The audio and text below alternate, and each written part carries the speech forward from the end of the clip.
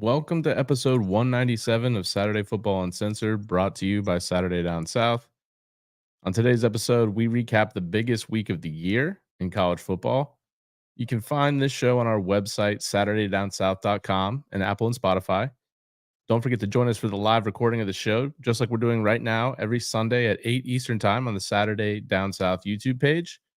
Go share the podcast with your friends. We're looking to expand the pod this season. You guys have done a great job of sharing it already, but continue to share with your friends. You can find clips from the show on Twitter at SatDownSouth and at SatFB Uncensored, on Instagram and TikTok at Saturday Down South. Find us on YouTube, of course, at Saturday Down South. And now, here's the show.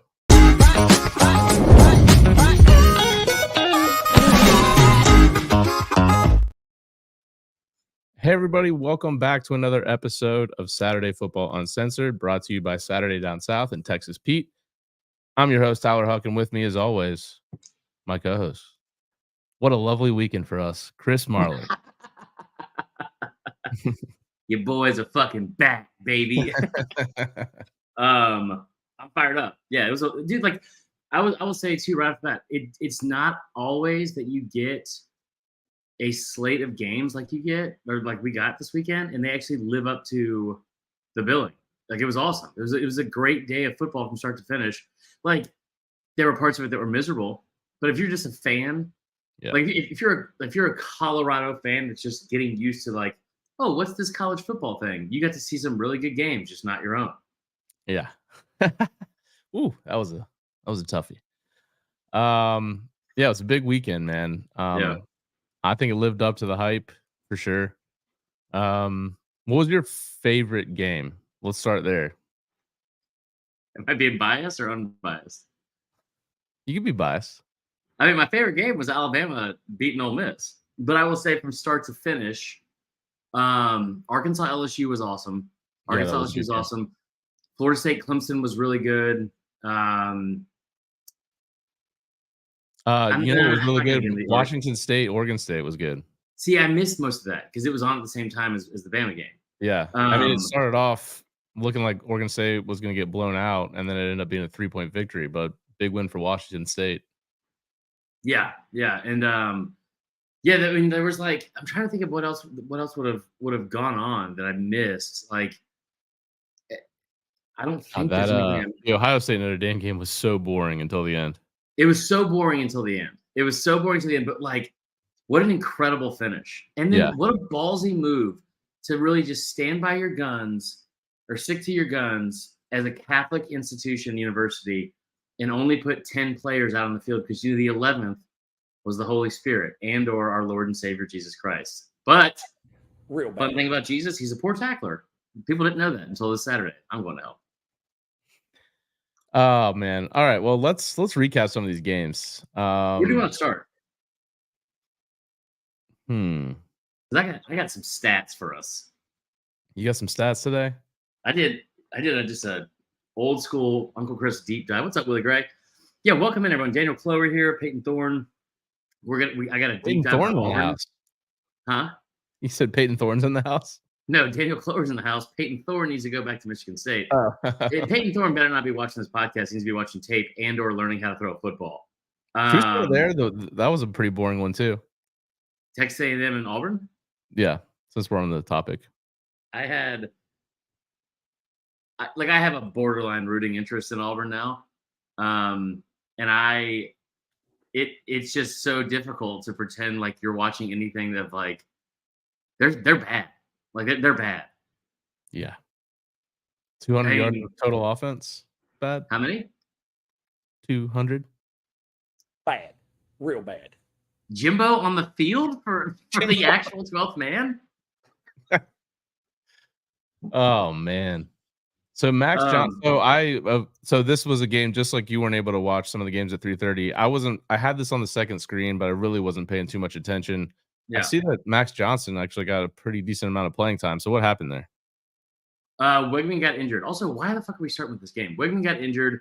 I don't know. We were just talking about A&M looked good. We'll be very brief with this one. A&M looked good. Defense felt better. It's very, very evident that Auburn does not have the horses and does not have the roster. And Clint, like that's like something that Hugh Freeze has been saying. Like since he got there, like it's gonna take a minute and like trying to, kind of like manage expectations and all that kind of stuff. But what's up, Eddie Booza? At the same time, it didn't seem like they knew what they wanted to do from an identity standpoint on offense.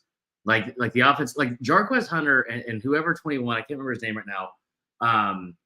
Like that, them not being involved more. Batty or Batty. I don't really know how you say that. Batty? I don't know. He's a kid from USF. Yeah. But like it was tough to watch that offense. Like it was very tough to watch that offense. Are you ready for the first stat of the pod before we move on? I am. Well, let's like start the first stat with a pat on the back here because your boy went 11-4 at his picks. There we go, baby. Just on a roll. It's a bad year to start gambling. But I can make you guys money, so there's that. But your first stat of the day. Auburn was held to 56 yards passing. 56 total game. That sounds bad, right, Tyler? Bad. Real bad. You know what's worse? It's their 5th straight game dating back to last season. It's their 5th straight game against Power 5 opponents that they've been held to under 100 yards passing. 5 straight games? Dude. That is not good. That's so bad. It's so bad. It's so bad. But we'll talk about them later on because I thought it was a good win for A&M. Kind of get back to basics. Max Johnson looked fantastic.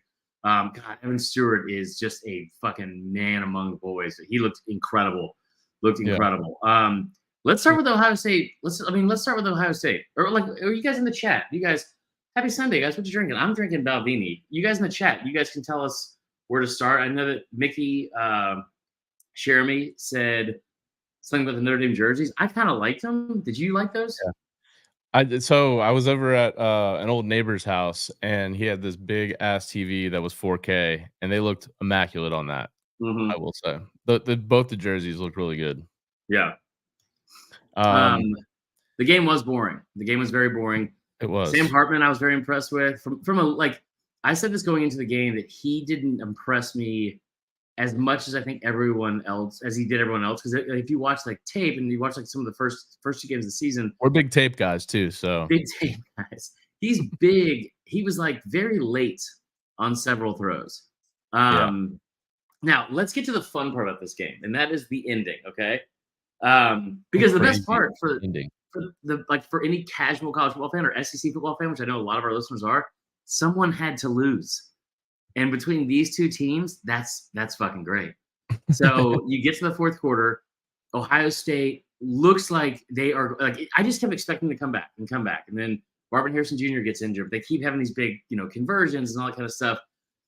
Now, let's do this like a Tarantino movie, I think. Like, let's go back for a second and set the scene to why this was so crazy. Okay.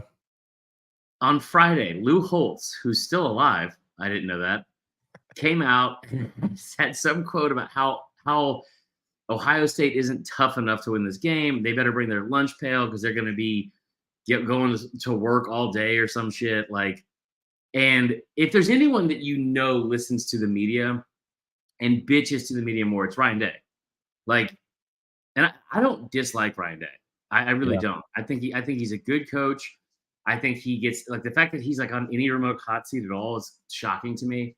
But I like Ryan Day, and they called him out about how they weren't physical enough, and he said, they get beat by teams like Georgia, Bama, Clemson, and Michigan.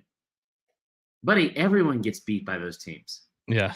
First off, the 4 teams he listed, in the years they played them, 2 of them won a national championship.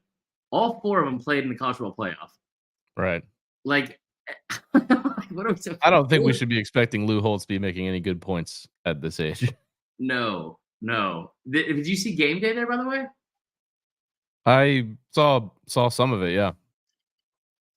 Yeah, I just thought it was awesome. The whole scene was great. I thought it was really cool for college football, and the game going into starting at night in South Bend and all that kind of stuff. But going to the fourth, I've already talked enough. You tell them what happened because it was incredible. Well, so I was thinking, Well, like I said, I was at this little get together. We were watching it, and I was like, "Man, Notre Dame's finally gonna get." First of all, I was like, "Pat on the back! I picked Notre Dame. This is awesome." I was like, and by the way, even when they scored Ohio State, I was like, "Oh, great!" Yeah. No seconds left, and you don't have to kick the extra point, so they covered. And of course, they added the second there, which was tough. Um, but let's see, Ohio State, like McCord, I just saw nothing from him all game that thought led me to believe that he would lead some drive all the way down the field Yeah. when it mattered most. Right. That's fair. And I still think that they're going to be limited by him going Wow. forward. I don't know. To me, he doesn't have it. I thought both defenses were really good. Yeah. I was impressed by Notre Dame's defense, and of course, Ohio State. That's kind of been their Achilles heel the last couple years. So if they have a truly, it's tough to know what Notre Dame's offense really is Why? because they haven't really played anybody up to this game. And then it's like, is Ohio State's defense really good, or was Notre Dame's offense really not as good as we maybe thought? Yeah. And I think it's early in the Notre season. Dame So has a tough schedule still left to play. They still have to play Clemson, I think, Duke, next week, USC. that's it. I think, do they play UNC as well? No.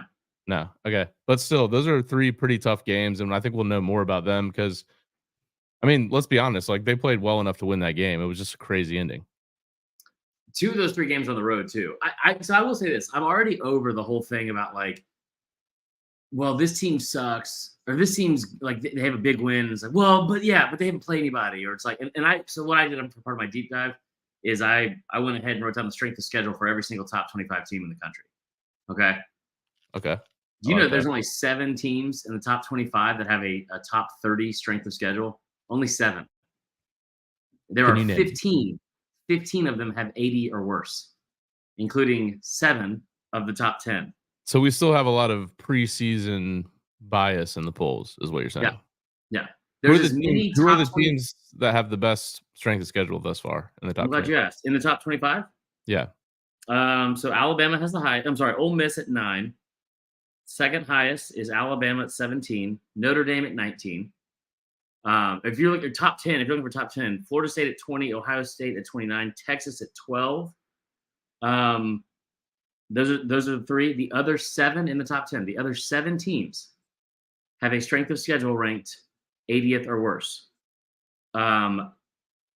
Like 6 of those teams, Oregon, USC, Washington, Penn State, Michigan, UGA, 6 of them are ranked 90th or worse. And there are actually 3 teams in the top 10, including the top 2 teams in the country, with a strength of schedule that is worse than 110th. Georgia's 110th, Michigan's 123rd, and USC's 130th. So what I'm already over is this whole thing of like, well, yeah, they're good, but they only played this team. Well, that's on their schedule so far. But also, like, let's break that down. Like, let's look at the strength of schedule, because I'm looking at Ohio State, and Ohio State has a strength of schedule of 29. Just went on the road and beat Notre Dame, was a top 10 team. Like one of the gutsiest performances you could see. Mm-hmm. Well, they only had 10 men on the field. That's another thing we need to talk about. The 10 men on the field for 2 of the last 2 plays of the game. Incredibly bad moment for Marcus Freeman and that defense that no one said anything. And he made the point. He's like, well, we wanted to run somebody on. We didn't want to get a penalty. Buddy, you're on the 1-yard line. How much? It's just like, how much closer are you going to get? Right. No, that's fair. So I thought it was an incredible win. I thought it was a gutsy call after the game. This is where all the hooplas come from. Ryan Day flips out, calls out Lou Holtz like a fucking WWE like pre-taping. I'd like to see where Lou Holtz is at right now. Like, it's Ohio against the world, and it always has been. Well, you know what? So the best part of that was for all the people, including myself, that didn't see what Lou Holtz said before the game. I was like, what is he talking about? Yeah. Well, it's like, why is he just crushing Lou Holtz right now? For no Lou Holtz is reason? 86, just catching strays from Ryan Day and his fucking fake ass beard. Yeah. I mean, it was incredible theater all the way around. But here's the thing, and I know this is not a very popular opinion, because there's a lot of people that have like called out Day for how, soft he was. And I will say this, if you're going to sit here and tell the country how tough your team is, you can't really call a jet sweep on 4th and 1. If your team, I know how the game ended, but if you call a jet sweep on 4th and 1, when it was also 3rd and 1, and they didn't get it, a jet sweep on 4th and 1, you want to tell the world how tough your team is. I don't agree with. But the other part is this. I liked what Ryan Day said. I like the fact that he stood up and like, maybe this is just because of how I feel about how things happen sometimes. Like, but he called out Lou Holtz and he said, turn on the tape. You're a coach, turn on the tape. Say they're not a tough team. Like, if we're just making baseless claims, which seems to happen all the time, it's one of the reasons why people are so fucking high on Colorado right now. Do some research. Tell them like they just went into South Bend where you don't like, dude. What percentage of you thought there was a chance that Notre Dame was going to come back and win that game strictly because they put 1 second on the clock? Because there's no way that play where they scored only took 2 seconds. Right. Did you think it was going to happen? 1,000%. There's a quote. Yeah. There's a quote from Jimmy Johnson during the Catholics and Convicts game from like whatever year that was, and he said, "I told you before," because there was a horrible call that was in that game that Miami got hosed on and lost the game by 1 point. He said, "I told you before, you don't go to South Bend and leave it in the hands of the referees because you will lose it every fucking time." There's no one that gets more privilege in any capacity from any different level of this sport than Notre Dame. I thought it was an incredible win. And I also thought it was an impressive job from Notre Dame. And they had the rest of their season to prove they're still a good team. They got a tough one this week, though. Yeah, I will say the turnaround game to Duke coming off that game, which was very hard hitting. You could tell both teams put a lot into that game. Yeah. Duke is in a prime spot. I thought a lot of people thought they were going to be in a look ahead spot against UConn this week, and they smoked them 47-0. Yeah. So Duke is rolling right now. I'm a little nervous about Duke. We did have a call. That's where game day is? Mm-hmm. They announced it during the game. That's awesome. All right, where are we going next? Oh, we had a call for this game. Ooh. I'm not quite sure who it is. Hey, Marler, T Huck. This is Coach Trill Bill here calling you from Alewife, Massachusetts, right? Now, let me just be a pissed off Notre Dame fan here for just a few seconds, all right? Now, you guys that says this is SEC Uncensored podcast, I will fuck Ohio State and fuck Ryan Day. That motherfucker calling out sleepy-ass Lou Holtz. This motherfucker sleeping more than Joe fucking Biden. And he's going to call him out. Well, fuck him. Tom Brady would never do that. You want to be the GOAT, you got to not call out the old folks. Anyway, as a pissed-off Notre Dame fan here in Boston, in the capital Irish Catholics in the United States outside of, New York and Chicago, you got to call these motherfuckers out. And so I just got to say, Freeman shit the bed on defense. He had 10 fuckers on the field. The fuck is that? Even Belichick's not fucking up that hard. And up in North, we got Mac Jones out there, but Mac Jones ain't got no fucking O-line to deal with. So anyway, I know I'm a second-time caller, hopefully not a last-time caller. I love you guys a lot. I'll hang up and listen. You have a good one. I love this show and this job so much. That's one of the best ones we've ever received. Yeah, for sure. For sure. All right, where are we headed next? Let's get to your game. Oh, gladly. All right, man. What a crazy game. So first of all, what? We start talking about Florida State and you have a notification that says your internal temp is too high. Allow it to cool. Let me switch cameras. Hold on. Okay. In the meantime, yeah, I'll segue us into this. So Clemson, Florida State, we got to see what used to be one of my favorite things in all of college football, the most exciting 25 seconds in college football, running down the hill. Dabo's just ruined it. There's not a more unlikable coach in the country than Dabo. And I'm saying that as a Bama fan. It is intolerable. It's intolerable. I know McAfee's kind of been people who love him or hate him as far as game day is concerned. But him talking about Dabo running down the field. Did you see that when he was mocking? No. It was hilarious. Yeah, I still don't get the Pat Mac thing. Like people it's a lot of Georgia fans that are like, "Ooh, so much better with Pollock." Pollock's a dick. Like, I'm sure he's a great dude, but he's been a dick directly to both of us in person. Like, not Yeah. even at the same time. Yeah. Two dicks. I don't want to trash him too much. Maybe he was just busy, but it wasn't Yeah, a I great will. interaction. No, but I mean, I don't get the Pat Mac hate, but it's whatever. I think like there's also somebody brought it up and said, "Do you think that you only like it because it's your exact shtick?" And I was like, "Yeah, probably. That's fair." Anyway, so this game, Death Valley Junior, 12 o'clock kick. Well, I mean, you were in going there. through it. I was going through it. I mean, go down 10-0, and I'm Yeah. like, this is not great. This is a continuation of what we saw against Boston College. I'm nervous. Jordan Travis has a fantastic second quarter. I was like, Mhm. okay, we're rolling. You know, we finally last year we played with them and they crushed us in the middle eight. Yeah, This year we won in the middle eight. yeah, And that was part of the difference. But I felt good in halftime, but things started unraveling again. The offense was basically terrible the entire second half. yeah. And the defense, I, I was calling for our DC to be fired like at halftime. And The text I was I getting had from to calm myself, Tyler was maybe talk to a few unreal. I had to talk to a few friends, and they reminded me, "Remember the LSU game? Wasn't going great, and we made really good adjustments at halftime on Yeah, defense. I Come on the mean, second half, our defense scores just as many points as their offense does. We tied them 7-7. It yeah. was a dominating second half. Um, Well, the going into OT, I was like, I vomited during the LSU game that no, one year. again? No. I'm just saying I came close this time. No, you've done this in the past though. You've thrown up during games.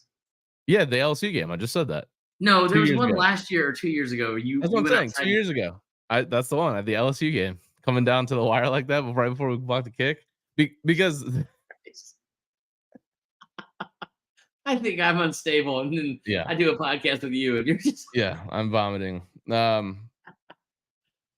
And you know, there's been a lot of people that are very critical about kind of the offense. Just seems like it's just all deep balls to the two yeah, freak receivers that we have, and there's something weird going on there. I don't think it's being called that way. I think, and Travis even said after the game, he said, "We think it's disrespectful when you play those guys one on one. We think it's disrespectful to me as the yeah. quarterback and them as the receiver because they're that dominant of players. So I always go to them. I don't know. I don't love that mentality, but Keon Coleman makes a fantastic catch. First of all, I thought it was setting up to be this storybook, perfect little Dabo story where he gets down there, runs the clock down, and brings this Ally Bank intern out, and he Fucking makes the unreal. kick. I was like, this is happening. This is it. This is always happens to Clemson, and then they're gonna have him after the game, It was and gonna he's be gonna be like, obnoxious. "Oh, little old Clemson, we brought our guts today," and all this It was kind of bullshit. BYOG. Yeah, and thank God that little fucker missed it. The 29-yarder misses it wide left from the right hash. It was a tough one. Yeah, he missed it wide left from the right hash. Yeah, it was a bad kick. And gave us the opportunity to win the game. Keon makes a great catch. Yeah, You know, the first really contested ball that he made all day. yeah. The refs pissed me off to no end. Mm-hmm. Um, and I was following, you know, the national college football accounts, and I think most people agreed that Florida State was getting killed with the refs. Hold on. Willie Gray said that the kicker's name was Whites. Yes, yes, it was. If And if the headline would have been Whites walk off Florida State, that would have been yeah, you would Clemson believe it wins because of all of Whites. Clemson's players are white. Thanks to It seemed like Whites, Clemson wins the big game.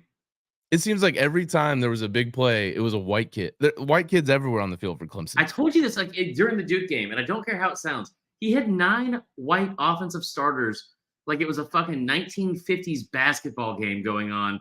It made no sense. It And made wouldn't no you know sense. it, He's in his Adolph Rupp era. wouldn't you know it, the touchdown was made over a white linebacker. It's just beautiful. So yeah, man. And look, there was a lot of Florida State fans that were mad after the game, and I'm sitting here thinking, yeah, I don't think we are as good as we thought we were after the LSU game. Yeah. But let's be real. even positive Florida State fan would have said it's going to be very difficult to start 4-0. Yeah. You start with LSU, and then you go on the road to Clemson. Now, this is before we knew that Clemson would lose to Duke, but I still think Clemson's a pretty good team, especially defensively. Yeah, agreed. I think that they It was will. better than I thought too. Yeah, and Garrett Riley's getting his offense going, and I think they're going to end up having a good year. But they're essentially eliminated from contention in the ACC now, which is pretty crazy. Klubnik played really well too. He did, but he got absolutely drilled by Kalen DeLoach. By the way, they were going to score and go up 14. Like the game was going to be over. This is where I want to stop you for a second because you were talking about how like you guys won the middle 8 or whatever, and like the second half and all that kind of stuff. You guys didn't look good in the second half. I'm gonna break you down a little bit because the last 5 drives. I was talking defensively. Defensively you look great. You were given every chance to win that game, and it's like seems like you were kind of getting mossed a bunch of times. So like it seemed like with some of their receivers, there was a bunch of mental mistakes. Like I think there was somebody that jumped off sides, like on 4th and 3 or some shit. Yeah. Like that was like frustrating. Our punter was like the MVP of the game up to that point. Yeah, which is also never great. Never great. But like 5 straight drives. We didn't score in the second half on offense. No, you had a field goal to start the second half, but you had punt,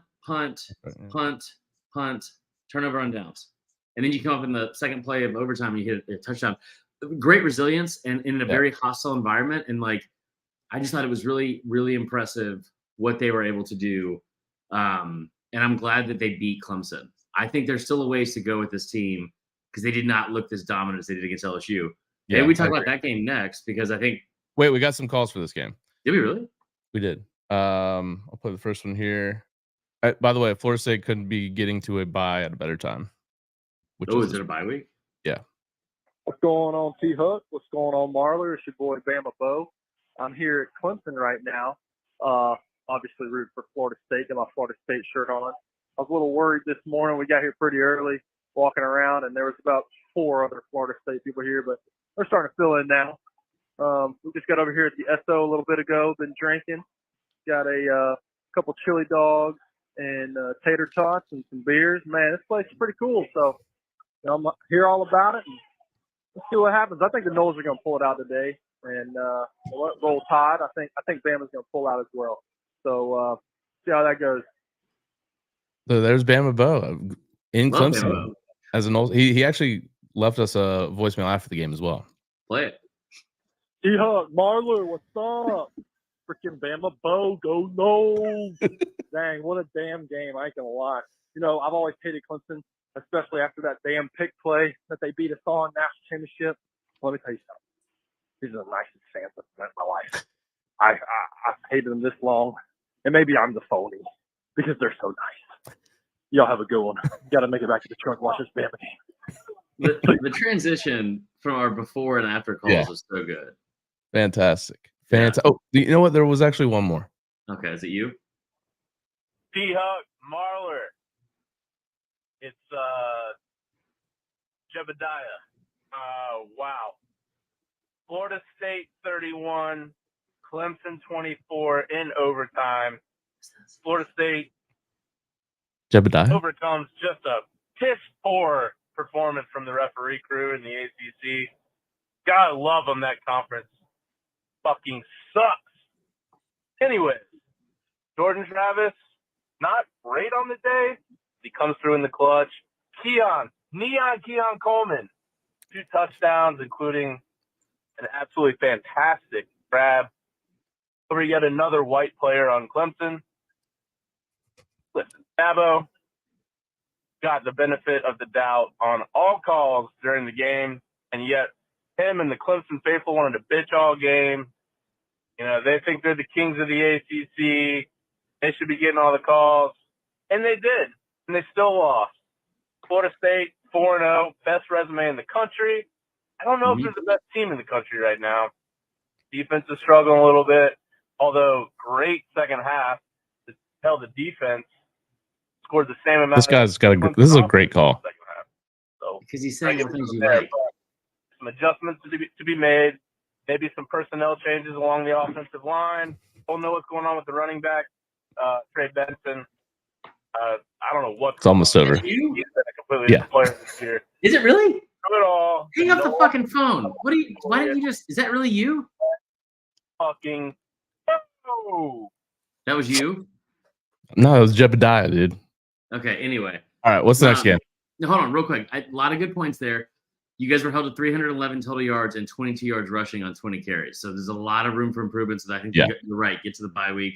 Yeah, I was going to say Mickey, Jeremy, good call. Jebediah on the call. I mean, we like. You guys know that we're pretty big in Ukraine and in, I think, South Korea, not North Korea. I don't think they put out numbers. Cambodia is big. I know. Cambodia is big. Yeah. I don't know why. Cambodians It makes me are like, uncomfortable to think that somebody's over there doing illegal shit, like, for $7 at a time while they listen to our podcast. But we love everyone for it. Big in Amish country, too. Yeah. We got a couple LSU fans in here. You want to go to LSU game? yeah, let's go to LSU. Well, you know what? I would love to. Okay. You got some good stats for this game? Is that what you're telling me? Yeah, I got a stat for you. I was worried for LSU in this game. You should be, because they're not as good as everyone thinks they are. Yeah. Now, LSU plays Arkansas, who just lost to BYU, right? At home. You're a 17.5-point favorite. You get kind of dominated in the first half. Arkansas doesn't even have Rocket Sanders, and you're down 13-3 late in the first half. Arkansas, of course, figures out a way to blow this game, gives up a touchdown at the end of the first half. I will say, I'm gonna give LSU shit because this game should not have been this close, but at the same time, like, incredible resilience from the team. I don't want to hear it's a rivalry game. I don't want to hear that. I don't want to hear it's always close, because it's not. It's not. It has been the last 3 years, and you should have dominated them probably all 3 years. But I don't want to hear this rivalry game. You should have absolutely. You played them last year with a backup quarterback. You beat them by 3 points. You played this year when they had a backup running back at home as a 17.5-point favorite. Only beat them by 3. Like, could not stop KJ Jefferson. Name one receiver on Arkansas real quick. Give me one receiver. Exactly. Neither can I.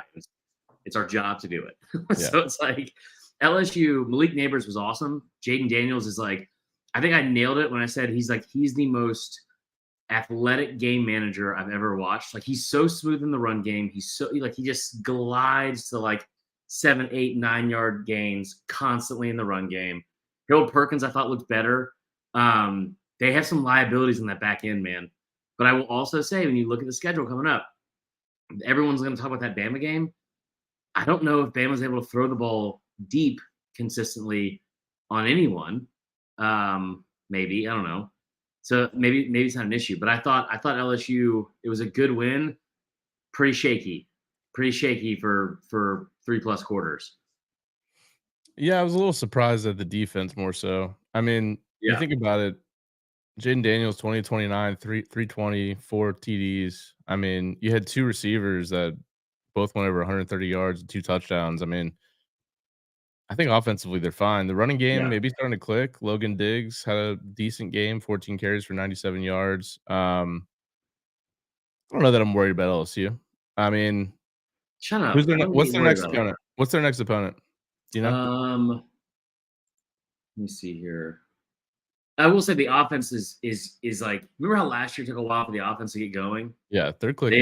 They are clicking now. And Jaden Daniels, they're a fun offense to watch too. Yeah, they are. I thought Jaden Daniels would not be a Heisman contender. He absolutely deserves to be a Heisman contending quarterback. Like, he's awesome. Like, he's been awesome to watch. Their next game is actually against Ole Miss. At Ole Miss. Okay. Maybe you didn't take this game as seriously as you should have. You know, there's stuff that plays into every game. We did get a call for this game, though. Gotta be Mickey. Chris, T Huck, it's your favorite Cajun Tico over here. Boy, Arkansas trying to put some gris on us tonight. But let me tell you what. Get that booty off your face. It ain't easy making a gumbo. Low and slow, baby. Here's the thing about a good roux. It ain't pretty, but it works. LSU's defense wasn't pretty tonight, but it worked. Add them hogs to the gumbo. And we're ready to add some extra spice with Colonel Red next weekend. You don't even take a couillon to figure out that we're on our way to Atlanta. Taking it game by game. Here's a little line out for you. LSU leads the SEC in total offense. Oh, ain't nothing to it. You come down the bayou, you better be ready to meet the Rougarou. Go Tigers. I fucking love T-Claw. You think some cocktails have been had during that game? What time did the call say it was made? I can't. I don't know. I'm playing it through my little There's thing here. zero chance it was before midnight. T-Claw is the man. We love T-Claw. No, I will say that like Jaden Daniels, like there's not a lot of reason to be scared. I mean, you go beat Ole Miss, right? Which they should be able to do. And it, tough little road game, but like we've seen them in one road game so far this year, and they fucking dominated. So hopefully that's the trend. It's not like it was last year, like we saw at Arkansas and at A&M late in the season. I think it's a really good offense, and this is like, it's weird to say LSU like this because it hasn't been like this in the past, like with some of their like a majority of their really good years, but like the defense, them having like a shaky defense but being able to put up like numbers whenever they want is like such a sign of the times of LSU. It's crazy. Before we get to another big game, because we got a call on it, and it's kind of funny to talk about. Did you see the Florida Charlotte game? I saw Ricky Pearsall made a great catch. Yes, that was the one touchdown they scored in that game. Well, Charlotte, listen, it's tough. Their initials are CLT, and if there's anything I've learned in my 37 years, it's very difficult to find the CLT for one, and then also to defeat it. To defeat it. It's the final level. Yeah, the CLT is the final level of G5 and the G spot. So right. So yeah. 22-7 for the Gators, 5 field goals and a 1 touchdown. So we did get a phone call. That's why I wanted to bring it up. Hey guys, Florida resident, sitting here looking at this 15-point win. This shit was embarrassing. Good God. Whew. We had the number 1 receiver in the country on a damn visit, and we somehow managed to piss up and only put up 22 points. I mean, what in the entire fuck? That man does not want to come to UF. At least not to play wide receiver. You know what? I know a lot of shit happened today. I hope you have a great night. I'm going to go make myself 3 drinks right now. Not just one, I'm going to make 3. Y'all have a good one, man. Yeah. God, I look forward to those every week. But listen, they won, and they're 3-1. Yep, they're ranked. Yeah, big game against Kentucky this week. Also, they're ranked behind Tennessee, which is fucking absurd. Absurd. That is very absurd considering they're ranked 1 spot behind them. It's just weird. Yeah. Where else should we get to? What was another fun game? You know, it was a fun game, Tyler. Yes, I do. Okay, let's do it. So, first half was a little scary. Everyone strapped the fuck in. You guys sat here and talked all this shit. Now you got to sit here and listen to the rest of it. So did I. The first half was scary. Continue, Tyler.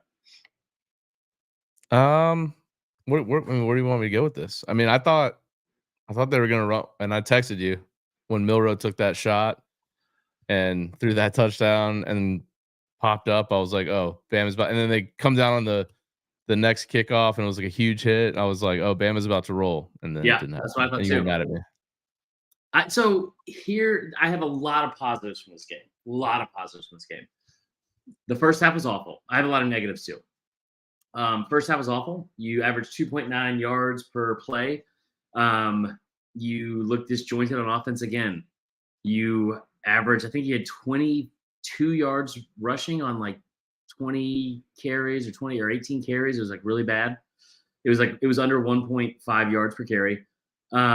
Milroe has that interception. It was one of these things too, where it was like the defense was playing great, but every single chance you had to make something positive happen, you did something stupid. and it was infuriating to watch. And it was like that's where this team still has a lot of room to grow, and they're not an elite team yet. They're better than I thought, and they showed a lot of that this weekend. But like, right off the bat, you get a stop on the first drive because I thought this was going to be one of these like can't catch your breath type games. Ole Miss is going to go up and down the field on you. Kiffin could not have been more arrogant, I thought, all week, and just so overconfident all week. The defense played out of their mind the entire 60 minutes. Thought they were awesome. A couple of busts, especially late in the second half, but I thought they played awesome. Where I get frustrated, you're driving the ball pretty well. You're able to throw. You're able to like get a few like downfield passes. Miller looked better, but he was still doing a couple of things. It was like, hey man, He was like sacked 4 times in the first half. sacked 4 times in the first half and had 9 tackles for loss in 39 plays. 9 tackles for loss. An Ole Miss defense that's improved, but it's not like. Well, they were top 4 in the SEC in both tackles for loss and sacks coming into the game. But I think you're right. We saw that last year with them too, and then it obviously tapered off once they started playing actual competition. It looked bad, and like there was a stat they said before the game, and it was like they had back-to-back games where they allowed 5 sacks for the first time since I think 2007 or something like that. It was like touchdown off the board via penalty. 5th touchdown in 3 games called off as a penalty. But it was one of these things where it was like every single time they did something, the very next play they would do something stupid. You get a blocked punt, and this is where I'll start. You get a blocked punt down to the 1-yard line. And I'm losing my mind because it's a blocked punt, and Ja'Cory Brooks, who has been a nothing all year to this offense, he has 1 catch for 2 or 3 yards on the season. Supposed to be former 5-star. Yeah, no clue. But like, and in my head, I'm like, okay, was this like an attitude thing? Like, what the fuck's going on? Like, he's nowhere to be found. Nowhere to be found. Blocked punt from Ja'Cory Brooks. Huge. Ball goes out the 1-yard line. You get the ball at the 1-yard line. Now, what I was told, the biggest difference that was going to be with this offense was on 3rd and short, 4th and short, you were going to line up and run the football. Joyless murder ball. Grown men football. We got 3 linemen over 350 pounds. Why in the fuck is Jalen Milroe in shotgun formation in general? Like in point blank period. Why is he in shotgun formation on the 1-yard line? If you want to extend that and give even more reasons why it's stupid, you've had issues with the snaps all fucking year. His first touchdown the entire season against MTSU was a bad snap. You've had issues with it all year. Snaps it over his head. I get 4 text messages. I'm on delay by 10 or 15 seconds. I get 4 text messages in a row. And I was like, maybe everyone's congratulating me on the touchdown they probably just scored. Yeah. No, Chris, they're not. That never happens to you. Snaps it over his head, ball at 23-yard line. So the red zone offense in the first half. Think about this. First drive, -8 yards. Okay? Negative 10 yards on the first time you get to the red zone. Second drive, interception. Third drive, -23 yards. Now you got 2 field goals in 3 of those. That's horrible. Yeah. You already had the fewest amount of trips in the red zone out of any team in the entire SEC as Alabama.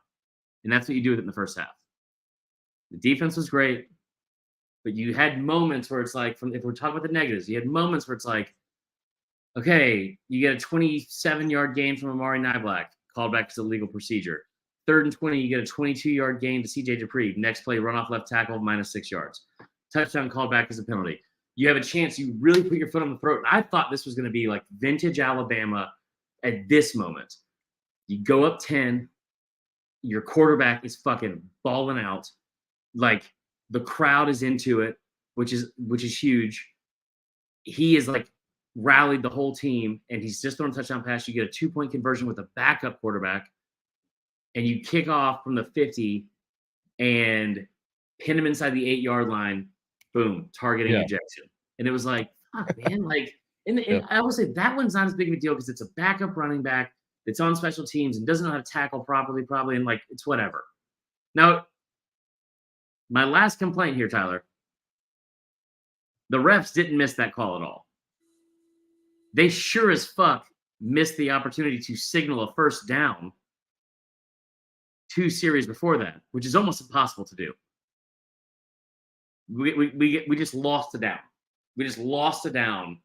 And I was like, inside the 10-yard line. And I was like, but here are the positives. Jalen Hale is a fucking dog. What do elite teams do that I always brag about Georgia and Kirby Smart? They make adjustments at halftime, and their losses over the last couple of years where they've struggled is making halftime adjustments, and they don't do it as well as Georgia does. They don't do it as well as other teams have done in the SEC or around the country. They just haven't. They have not made halftime adjustments. You took a lead into the fourth against Texas. You gave up 21 points. In this game, you had 4 sacks, 9 TFLs in the first half, 0 of each in the second half. 2.9 yards per play in the first half, 8.0 yards per play in the second half. You were able to run the ball effectively. You were able to do like so much more in the second half than you were in the first half. And you made halftime adjustments. I loved it. And Jalen Milroe, the stat that I just want to fucking scream from the mountaintops. If there's anyone that's still not sold on this kid, after the interception, Tyler, after the interception that he threw, which is a inexcusable interception. After the interception, for the rest of the game, he was 9 of 11, which is 82%, for 159 yards, 14.5 yards per attempt. 6 of the 9 plays went for first downs. 4 of the 9 plays or completions went for 20-plus yards. He was awesome. He was awesome in the second half, and ever since he made that mistake. He didn't get down on himself, which shows me he still has confidence, even after the benching and this. I loved it. Yeah, you got. I think Florida State and Alabama are kind of similar teams in that they're frustrating to watch, but you got to be happy with the win. We're a little bit better on offense. You guys are better on defense, but still in it. You know. Yeah. We got a few phone calls here. A few.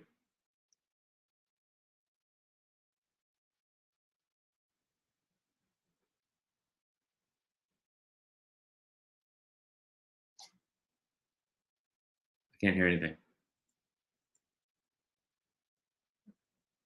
I don't hear anything. What are you doing? You can't hear anything? No, I heard nothing. Is it just me? I don't know. Maybe. What about this? I've never seen so many.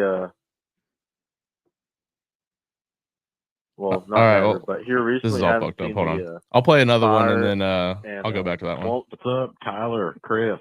You guys got the best college football podcast out there. Bama fan here. I'm sorry, what? Talk your shit, Lane Kiffin. Castle's crumbling what, bitch? That's right. Very excited about the win, guys. I don't get me wrong. Still excruciatingly painful to watch our offense at times. Still have major concerns about multiple issues on this team. But by God, we'll take that win, roll tide, baby, and we move forward. Love the show. Thanks, Love that. dude. two. Let me see if I can want get back to of this the one. defense and the offense to get the job done and get the win. Big shout out to Dallas Turner. Finally, he came alive. Golly, it's wonderful to see. Anyway, I'm calling with 10 minutes and 27 seconds left in the fourth quarter. Hope to hear us on the pod, and hope you all are enjoying the game. Roll Tide. Let me get Logan's started over from the beginning, and then Yeah, and before you do it real quick, I just want to give a shout out to Krista Kissinger because she's been killing it in the comments over here. I mean, all of you guys have, like you always do. Somebody explained to me in the comments of the castle's crumbling thing, because I didn't. That's a T Swift reference, right? I not a big T Swift guy like that, Bro, I cannot tell you how excited I am right now for all the things that are happening in the world of football, because Taylor Swift becoming a football fan at the Travis Kelce thing, and he ended his game with 69 total yards. I feel like I'm fucking thriving. and he scored a touchdown. I'm just so excited. I'm just so excited. All right, let me get back to Logan's real quick. Okay. Hey guys, it's Logan. Been listening to the show for years now, but finally felt like it was right to call in. After this piss poor start to the season and lack of accountability and discipline all across the football field for the Crimson Tide, I just wanted to call and say I was very pleased with the defense. I've never seen so many, well, not never, but here recently haven't seen the fire and want to of the defense and the offense to get the job done and get the win. Big shout out to Dallas Turner. Finally, he came alive. Golly, it's wonderful to see. Anyway, I'm calling with 10 minutes and. There you go. You get the idea. Yeah, love the idea, or love the comedy too he made. Just real quick, last thing I'll say about this. He brought up Dallas Turner. Dallas Turner, like this is what I love most about this game. You had newcomers step up. Jalen Hell, like I said, your leader on defense, right? Deontay Lawson goes out with an injury. He gets Jihad Campbell, which I'm not thrilled about his first name, but Jihad Campbell comes in, second on the team with tackles, 7 tackles, all solo. Thought he played well. Then you had to have guys that you needed to step up and be there, and they didn't miss. Terry Arnold, 2 pass breaks was great. Malachi Moore was fucking everywhere. Dallas Turner had 2 sacks and 3.5 tackles for loss. He's already surpassed his total for sacks last year when he had a pretty disappointing season with 4. Jermaine Burton had a huge catch, and then Will Reichard was 2 of 2. He's actually 20 for his last 20 field goals. Hopefully I'm not jinxing it. And 8 of 8 from 40 plus. Next game. So we talk about Oregon? That's where I wanted to go. Let's do this. Rooted in substance, not flash. Rooted in substance. Today we talk with our pads. You talk with your helmet, right? Every moment. The Cinderella story is over, man. Right? They're fighting for clicks. We're fighting for wins. There's a difference, right? There's a difference. Right? This game ain't going to be played in Hollywood. It's going to be played on the grass. Right? It's going to be played on the grass. Let's go. Huh? I loved it. That is, dude, he was salty AF for this game. And I love it. Every bit of it. Every bit of it. And I have a new segment we're going to start doing because of his performance yesterday. We're going to do it at the end of every show on Sundays. Okay. And it's going to be a weekly power rankings of who I want to replace Saban. And this week at number 1, it's Dan Lanning. Yeah. We'll dude, do it he's at the end of the show. But dude, come out and dominate in every single facet. Didn't let up, went to prove a point. And anybody, like, what was funny about this was the people that were so upset about it were the same people that, like, clearly don't know or watch football, that are just here because it's a cool story. And that's good for the sport. There's so much interest in it. Deion's been incredible for Colorado. And they will enjoy the 2 years he's there before he leaves. Because when Shadur leaves, he's leaving. Yeah. Flat out. So, but he was awesome to watch. The dumbest tweet I have ever seen in my life. I think was it Jacina Anderson? She's been on ESPN. Now she's on. Yeah, Jacina Anderson. Yeah. What do you think the pregame speech would be if Travis Hunter wasn't injured? Probably the same fucking speech. It might have just been 35-7 at halftime. Like, I thought it was awesome. What were your first thoughts when it was happening? Yeah, I mean, I think we both picked the spread on this game for Oregon, but I did not. What was their total yardage like? At one point in the late in the third quarter, it was like 430 something. They're 476 or something like that to 34. Just insane domination. And like, I love that Lanning, he wasn't afraid to play that card with his team. Like, oh, these guys, like, they're all social media hype. Like, everything's about them. We're about to show them who's real. And they played like it. And Oregon is, dude, there's going to be some wars in the Pac-12 coming up. Yeah, I can't wait. It's like the Pac-12 is by far, and I love it because it's the last year of the conference. Yeah. There are so many good teams in that conference, and Oregon is definitely maybe the best. I don't know. Like USC, we'll see what they do on defense, but their offense is incredibly fun to watch. But dude, real quick, going into the fourth quarter, this team, their total yardage, they had 56 yards of offense. Yeah. That's not because Travis Hunter wasn't there either. No. And look, Pac-12 is loaded. I said it before the season that, like, I will say I thought the SEC would have the best conference, like always. But like from this, let me ask you a question. From this game standpoint, what does it do? Because I know it's only Colorado or whatever, and maybe that they die off now. I don't know. But like, what does it do for you in terms of Bo Nix's Heisman candidacy, and also where you think they rank? I know we'll do our top 5 later in the episode, like we always do. but where do you think they legitimately rank? Because after that performance, and it wasn't that they beat a Colorado team that we've heard nonstop was supposed to be, like really good, and they put up all these points. You held them to 6 points. You beat Portland State 81-7, who scored like 100 points the next week. Like, where do you think this team realistically is? Because I think they're easily contenders. Yeah, I mean, what, they're ranked 10th? I mean, I'll have to look at the new AP, but I think they're 8th or 9th. okay, so maybe that was the ranking before the game. Yeah. I could easily have them in the top 5, and we'll give our top 5. There's just so many good teams to choose from. Yeah. I mean, another one in that conference, Washington looks maybe like the best team in the country. Without a doubt. Yeah, so Without a it is a wild it's gonna be a wild ride in the Pac-12. I love that. What I love the most about it is a lot of those big games will be like 8:30, 10:30 games. It'll be like a late night game. That's gonna be cool. But no, man. I mean, and Bo Nix, he's right there in the Heisman hunt. I mean, Penix is probably the leader at this point, you'd have to say, because that dude's putting up monster numbers. But Oregon's right there, man, and I enjoy watching them play. Lanning has definitely brought some juice to the program in terms of like that what you saw from that Georgia defense that he coordinated. Yeah, agreed. All right, where else should we go? We're already at an hour, so we don't have to like Penn State, Iowa. Like that was a complete domination, 31-0. Okay, so we should talk about it for a second though, because dude, Penn State's good. Did you see the numbers on that?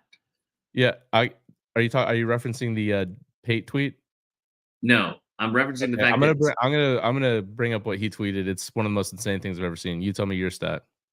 Penn State had 29 first downs. Iowa had 4. They were held to under 100 total yards. That was a ranked opponent going into this game, and they got blanked 31-0. Also, we got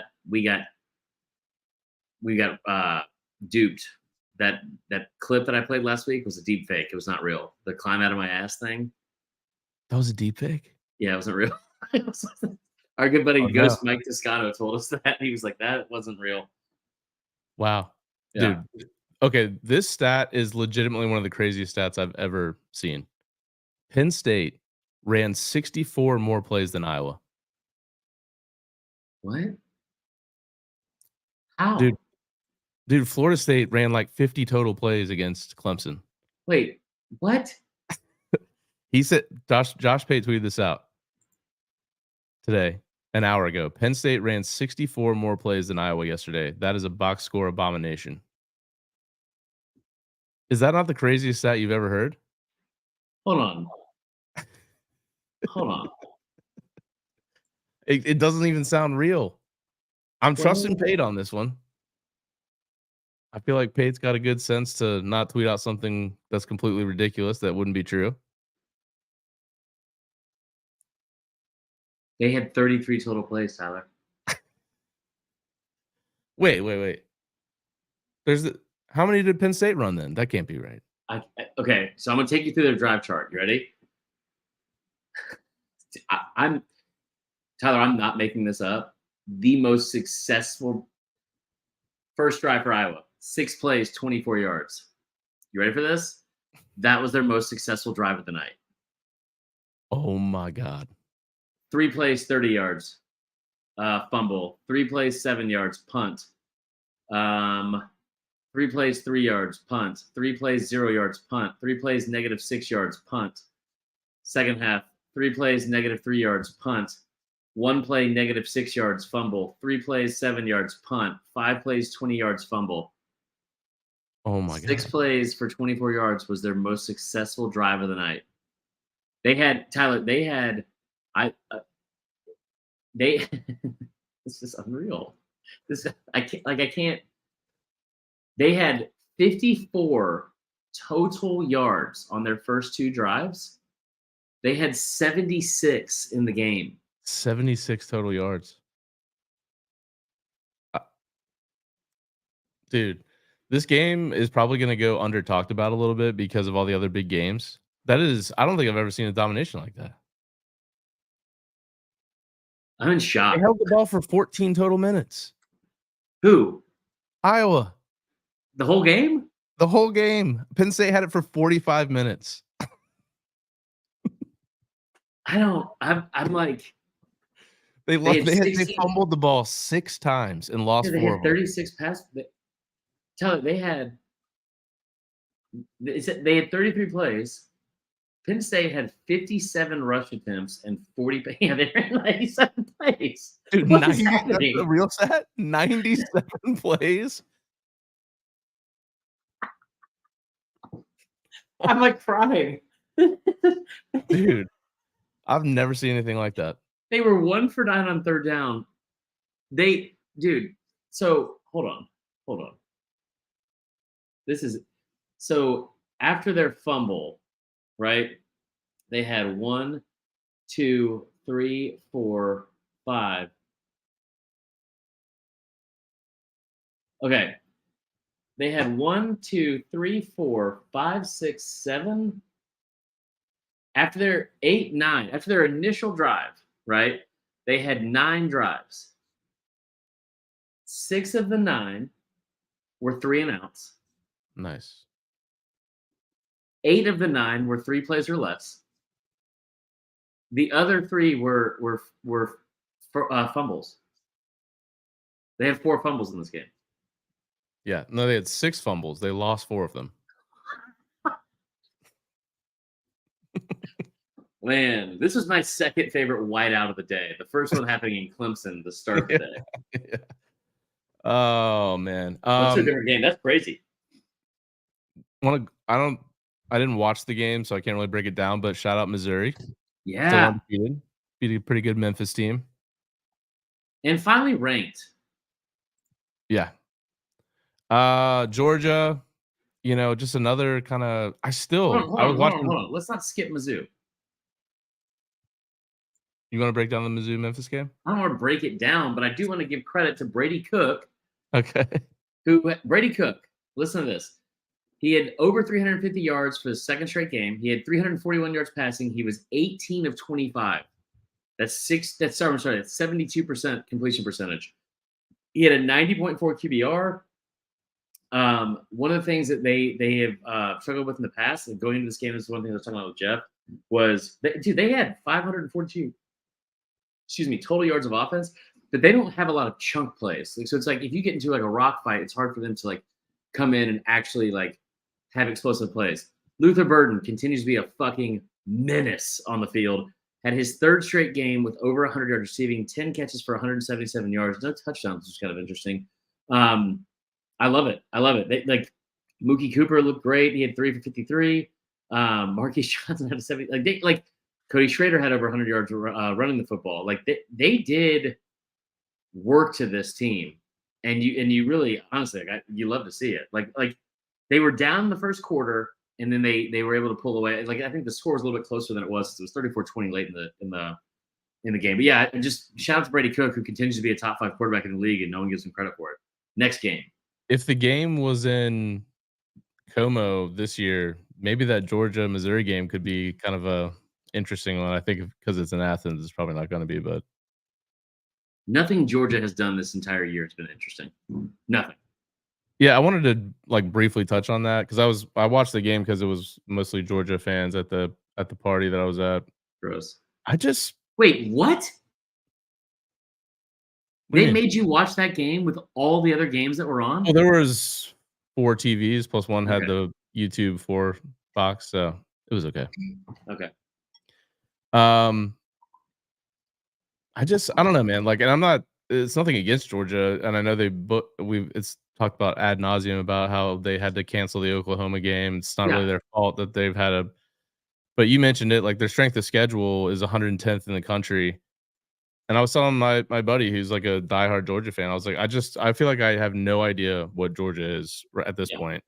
And sure enough, like opening when they cut down to the sideline reporter, she was like, I just talked to Kirby. He says he really doesn't know what this team is yet. I'm like, yeah, that's kind of the way I feel about Georgia so far. I just don't really know what they are. I mean, what are your thoughts? I am going to be a little bit harsh, and here's why. And you consider, I used to do this on the old pod. I'm trying to think back in 2019. I remember they played Notre Dame, and And at the end of that game, it was a home game, it was a night game in Athens, and it was really great atmosphere. It was awesome to watch. But at the end of that game, Georgia had a chance where they could have put the game away several times. And they had a couple issues, whether I think it was like, I forgot what happened, but I remember there was a heave to the end zone at the end of that game that there never should have been. You should have put your foot on their throat. And that's at the time something Kirby just didn't do. Things are different now, and they're the number one team in the country, as they should be, I think, for the most part. They're not going to be in my rankings. Spoiler alert, they're just not, because they haven't done anything to impress me through 4 games, and they haven't played anybody. Like I had a conversation today with somebody that was saying I was talking about how Washington looks so good. They're like, oh, they're playing Cal. It's like Cal is arguably better than anyone on that schedule that you've played so far. Maybe South Carolina. Why do we think South Carolina is great? Because they barely beat Mississippi State. Like, Yeah. I mean, you played UT Martin, you played Ball State, you played South Carolina, you played UAB. You've got off to a shitty start in all 4 of those games. You gave up 21 points to UAB. Like, now, here's the thing. You had 6 starters out, and I'm not going to feel bad for you about this for multiple reasons. One, because I've been told repeatedly how having starters out doesn't matter. What's up, Andrew Caraway? And like, here's the other thing, and this is the more important thing. This is not the petty part. Cal got beat by Auburn. They almost won the game, though. They almost won the game. Also, like, that's not the benchmark. Like, again, Auburn is arguably better than anyone you've played. You played UT Martin. You played UAB. You played, who was the other one? Ball State. And South Carolina. You were down 14-3 at the half against South Carolina. Spencer Rattler, who's been the best quarterback in the SEC, in my opinion, was like 16 of 18 in the first half. And the reason why that's a concern is because, man, heavy is the fucking head that wears the crown. Like, you're supposed to be the back-to-back-to-back champs. Like, we've heard it all offseason. There's no one in front of you. Like, no one. Yeah, like, even the teams that we thought were going to be maybe potentials, like Tennessee, I don't think. Ole Miss. I mean, Kentucky. Florida, it's not great. And you get 2 of those 3 at home, right? Yeah. It, like, could not be an easier setup. And I know I saw today that, like, there was multiple people that said, like, well, according to the AP poll, there's 4 teams on our schedule that are ranked right now. Yeah, well, 3 of them are 20, 21, and 23. Yeah. Sick. Or like 21, 22, and 23. And probably won't be ranked by the time they play you. Absolutely will not be ranked by the time you play. Like, I don't care how it sounds, because, like, you're not a finished product by any means. And there's so much time left on the schedule for them to be like what I think they will be. You had 6 starters out, and there's like a ton of time for them to get like where I think they will actually be, which is one of the best teams in the country. And I still think they make the college football playoff because there's nobody in front of them to stop them. But, like, if you are looking at this team, I tell you what, in this year where you are watching, where in a fun, like, just a fun year where everyone, like, I keep hearing over and over, I don't think anyone's good. We've even said it on here. I don't know if anyone's any good. Maybe everyone's kind of good. Like, maybe everyone's kind of good. We don't know who's great yet. And it's been so much fun. Duke and Kansas are playing. They're both in the top 25 in the same poll for the first time since 1960. They're both playing ranked matchups this week for the first time ever. It is like an unprecedented season so far in college football. You've got talent everywhere, and you're giving up 21 points to UAB. Like, it's 28-14 at the half. It's 14-7 late in the second quarter. Like, dude, UAB has 1 win, and it's against North Carolina A&T. I expect more out of Georgia, and that's why I'm being critical of them, because I genuinely expect more out of them than we've seen. And I'm like, it's frustrating to watch, and I think it's frustrating for the fans to watch too. And, like, at the end of the game, which is when it matters, the numbers are there, the scoreboard is there, you've dominated. But again, what worries me for this Georgia team is that, like, there's been times where, like, we've seen teams that go through the season unscathed, and then they got to play somebody, and you haven't been in a game where it's like, fuck, you got to, like, really, like, you have to know your mettle, and, like, it's been tested. Like, are we a good football team? Like, do we have what it takes to get through this? And I'm really worried that this, like, what do you call it? Strength of schedule is so weak, they might not have that going into the offseason or going into the postseason. Hey, look, what you're trying to say is good teams win, great teams cover. 0-4 against the spread. Georgia not a great team right now. No, fair. All right.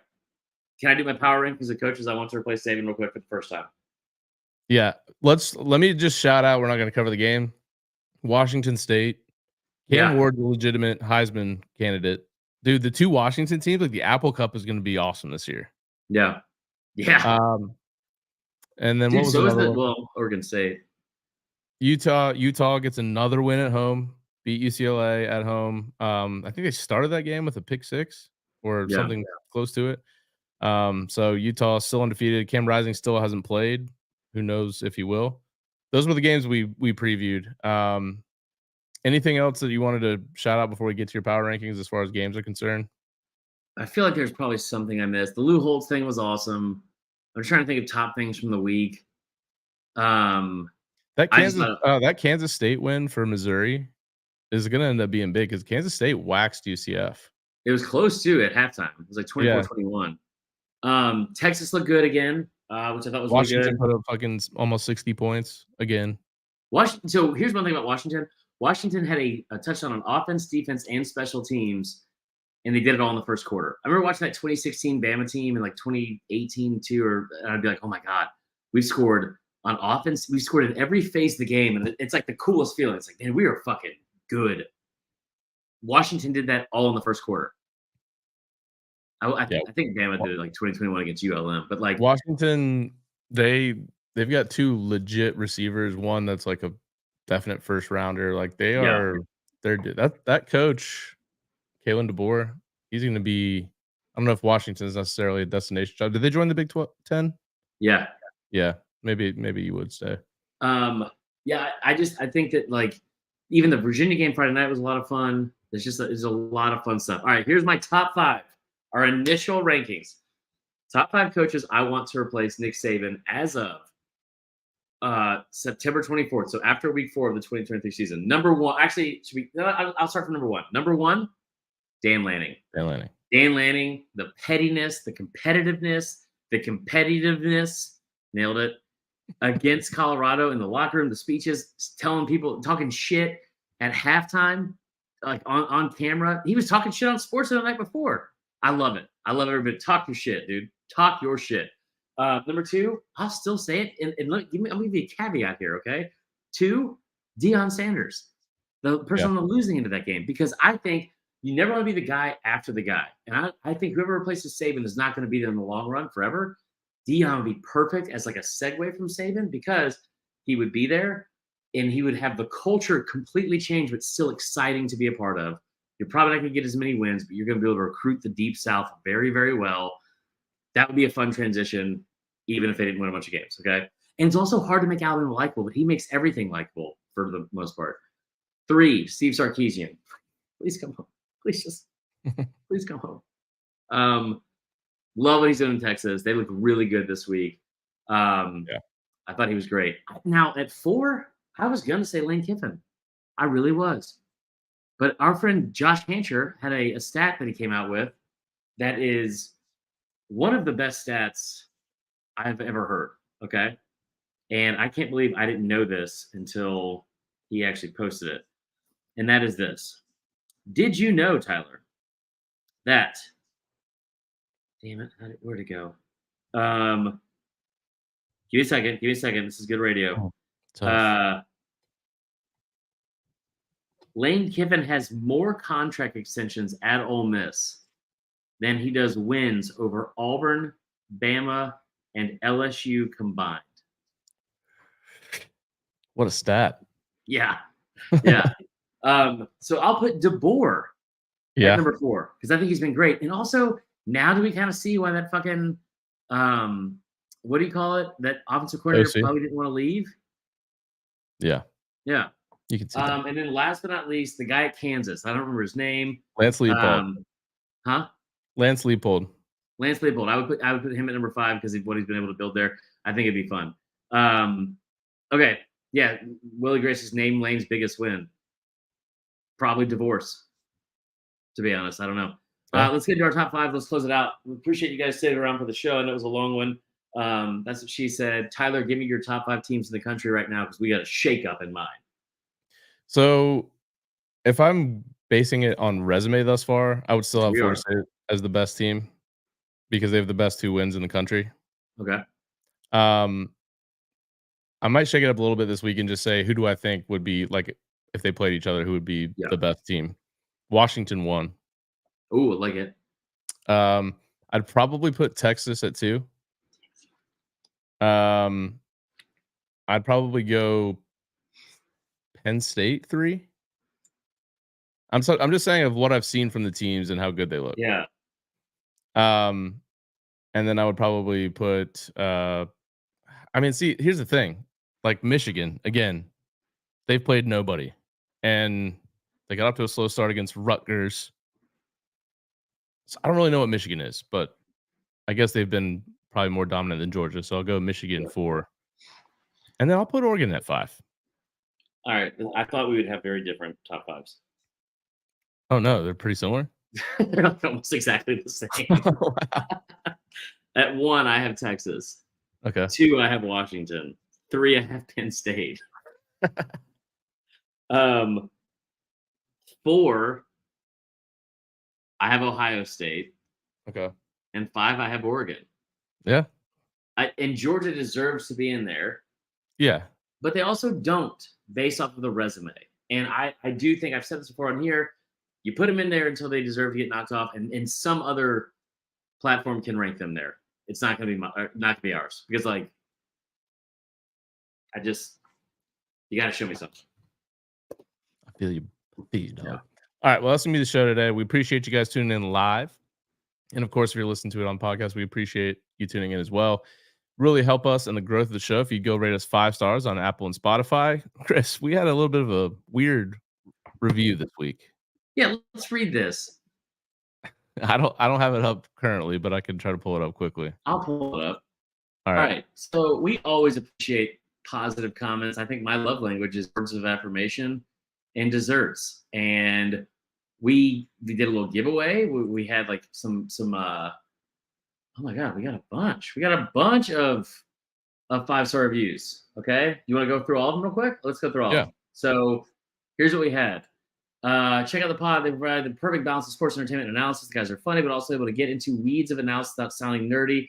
I normally listen on Spotify, where I have rated 5 stars. After hearing Chris was giving away tickets, I thought I would drop my review here. Favorite football podcast. Someone said, love fading Marler every week. Best college football talk on Apple Podcasts. Tyler and Chris have a great chemistry together. They sound like they could be an old married couple, except when Bama loses. Hell yes, damn right, hotty toddy. Chris and Tyler, this is from 8760. Chris and Tyler provide great analysis into the college football world as we know it, while mixing in a great amount of cheeky comedy and hilarious tangents. I love getting into the minds of other Alabama fans to see how they feel about our staff players and getting a glimpse into the wacky personal lives of the hosts. I feel like that was probably directed at me more than you. Wacky. This is from Captain Swirl 17. Been listening since the birth of this pod and since the inception of Winning and Boozing. And Chris and T Huck, aka LBB, little bitch boy, always bring the best college football takes and content in the game. Would recommend to anyone who loves college football. Next one's your dreams have come true. If you're looking for the perfect blend of football, comedy, sexual innuendo, daddy issues, gambling advice, both good and bad, then look no further. This is the perfect podcast for you. Seriously, though, this show is a great listen for football fans of all stripes and jerseys. Oh, that's kind of cool. I like that. T Huck is the perfect professional, more subtle, but yet still just as funny partner to your favorite uncle, Chris Marler. These guys are awesome, and each episode is can't miss. Keep it up, fellas. And the last one from Josh Talley, 5-star review says, Uncle Chris and T Money keep it 100% fact-based with their in-depth knowledge and opinions on each week's slate of games. Chris beyond a Peter with every game he gives betting advice on, and Tyler keeps the show going nonstop. # free chips and queso. Now let's get into the last one. Last one is from so those were all 5-star reviews. Was on sides. Those were all 5-star reviews. Obviously. All 5-star reviews. And I really want to say this too. That was 6 different 5-star reviews. We really appreciate it. I will also say we did a ticket giveaway. We're gonna have I think we have at least 1 to 3 more that we're giving away this year. And the good news is we appreciate those, but we are going to keep everyone in who didn't get picked for this one, because that was part of the prereq, was just submit a 5-star review. Everyone that didn't get picked, you're still automatically kept into the next one. And we really appreciate the support and you guys are writing it. So it wasn't like for nothing, right? This one kind of was for nothing. This is from Tyler Simmons was Onsides. It's a 1-star review. Now listen to the words. Hard to beat a show talking about college football and mixing some comedy in, which Marler and LBB do a great job at. With Marler, you get a very unique perspective into a Bama fan's thoughts as they watch their dynasty come to an end. With LBB, you get commentary on a once great program as he subtly tries to hype himself up about the team, which in the end we all know will be 9-3. Keep up the great work, guys. Now listen, I'm imploring Tyler Simmons was Onsides to go back and rate this 5 stars. If you do, I will tweet out Tyler Simmons was Onsides. Okay. 5 times. No, I'll do it I once. love that. Yeah. So I feel like I don't want to put words in Tyler Simmons was Onside's mouth, but I kind of feel, or maybe stars in his clicks, but I feel like he clicked the wrong button. yeah, which we've all done. Because the Again, comments it's hard to find were the a Charlotte. fantastic commentary. You're probably right. Florida State will probably blow it, and they'll go 9-3. That's just what happens. Yeah. I found that funny. But then you rated it 1 star. Yeah. What's going That'll on? happen. Okay. So for those of you that haven't gone on yet, please go rate us 5 stars. We really appreciate it. Go like and subscribe to the YouTube page as well. Leave us a message, just like Jebediah, Bama Bo, Logan, our favorite resident Florida fan, and others did. It's catching on, Tyler. It is. It's the whole idea of the call-in is catching on. Oh, we didn't do in what we several were. places. We didn't do what we thought we were going to do. Oh, I did. I did for sure. Oh, okay. Don't forget to check out the number 770-674-8233. Don't forget to check out the SDS podcast weekly with Connor O'Gara, and check out all of our videos and clips from the show on Twitter at SatDownSouth, on Instagram and TikTok at Saturday Down South, and YouTube Saturday Down South. For Chris, I'm Tyler. Thanks for listening. We will talk to you guys later in the week to preview week 5. Peace. Oh, gotta go to the video.